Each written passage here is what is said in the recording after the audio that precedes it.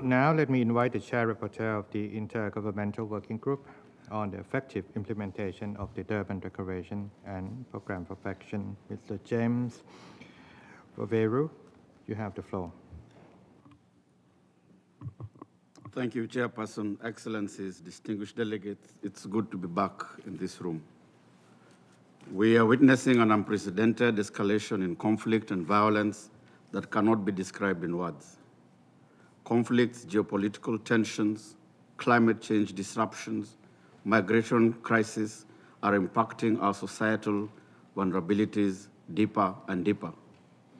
These vulnerabilities are man-made, and among them are racism and racial discrimination.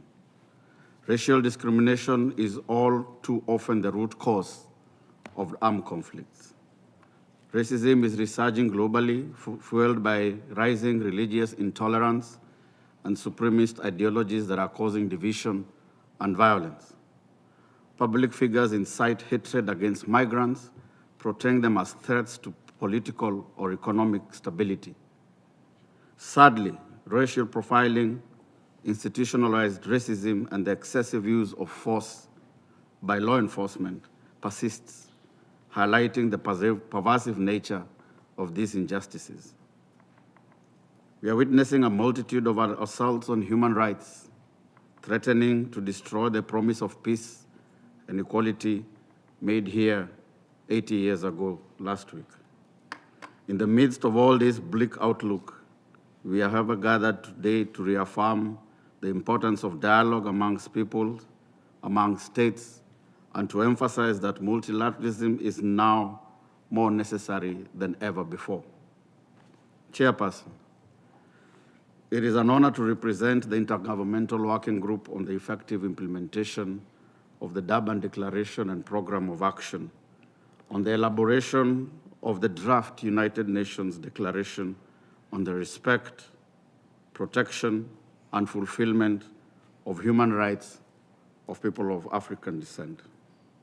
The progress we have made on the draft declaration thus far is as a result of negotiations and dialogue.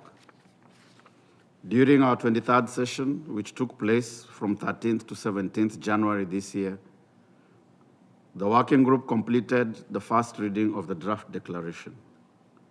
As we delve further into the draft declaration, we see a comprehensive preamble that reflects our collective hopes and concerns. We acknowledge the lingering socio-economic and legal structures born from enslavement and colonialism. These injustices are not just relics of the past, but remain persistent barriers to equality today. We also have preliminarily agreed on language on concrete actions required by states, including the need to strengthen anti-discriminatory legislation to make it comprehensive and ensuring its effective implementation.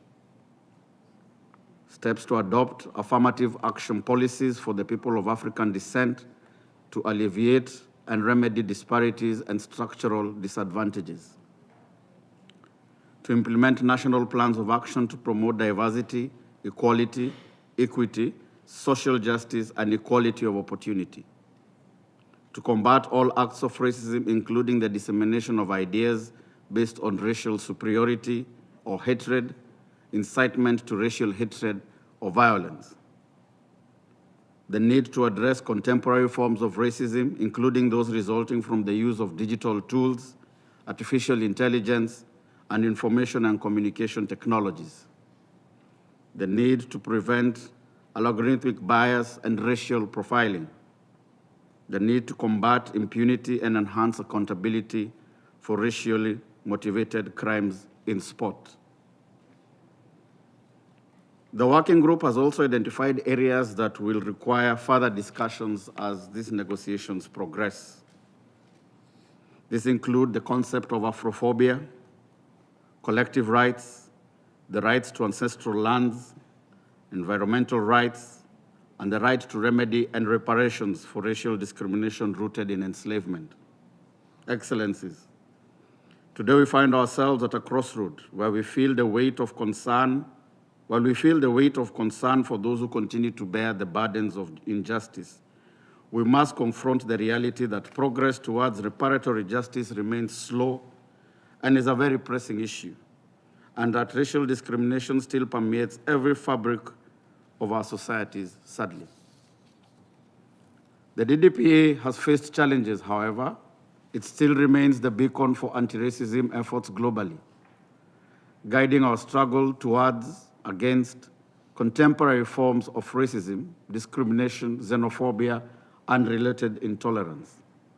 It is crucial that we uphold and implement its principles to foster a more inclusive and equal global society. Next year, we'll celebrate the 25th anniversary of this historic document. The commemoration of this 25th anniversary should be an occasion to reaffirm our political commitment to racial equality. The hopes of millions of victims rests on the implementation of the DDPA, but Nobel's Charter is reduced to empty rhetoric if the commitments it enshrines are not put into practice, as is suddenly happening. Recognizing this, the Intergovernmental Working Group recommends that the commemoration should focus on assessing the extent to which the solemn pledges that states made in 2001 in Durban, South Africa, have been realized. It is urgent for us to have a clear understanding of the progress made and the challenges that we have in front of us. To this end, the Working Group invites the General Assembly to hold a one-day, high-level plenary event on the theme of mobilizing global public support for the full and effective implementation of the DDPA. We recommend that the participation of heads of government and heads of state should be prioritized. This should culminate in the adoption of a concise political declaration in support of the DDPA.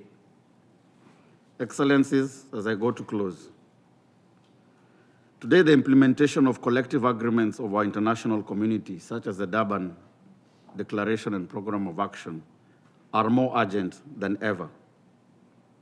We need a united human rights and equality movement that is committed to respecting and safeguarding the achievements made 80 years ago with the establishment of this, our organization. There are times in human history when we must stand firm together for racial equality, for human rights, for the rule of law, for peace and democracy, and that time is now. The Intergovernmental Working Group will continue with the negotiations on the draft United Nations Declaration on the protection, promotion, and fulfillment of the human rights of people of African descent. This declaration, hopefully, aims to address past violations and injustices and their present consequences, a decisive step towards racial justice. I do thank you, Chairperson. I thank the Chair-Rapporteur of the Working Group on the implementation of the Durban Declaration for his presentation.